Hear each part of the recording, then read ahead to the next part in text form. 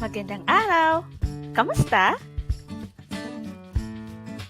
Ngayong araw, pag-uusapan natin ang kinalalagyan ng mga lalawigan sa sariling rehiyon. Tukoy ng mga kinaroroonan ng mga lugar ay mainam gumamit ng mapa, mga simbolo at direksyon.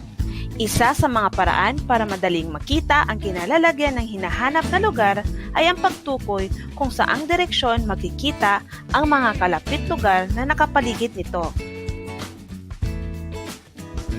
Ang compass rose ay ang simbolo na makikita sa itaas na bahagi ng mapa.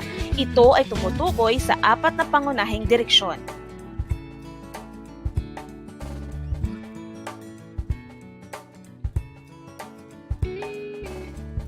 Ang hilaga ay nakaturo sa itaas, katapat nito ang timog sa ibaba.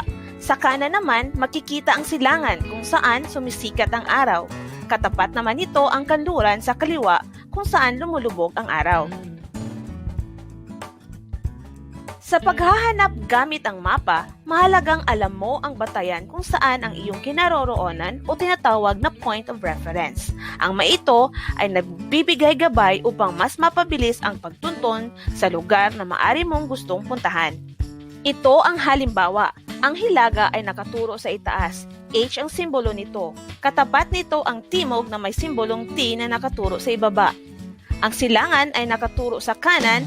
S ang simbolo nito. Katapat nito ang kanluran na may simbolong K na nakaturo sa kaliwa.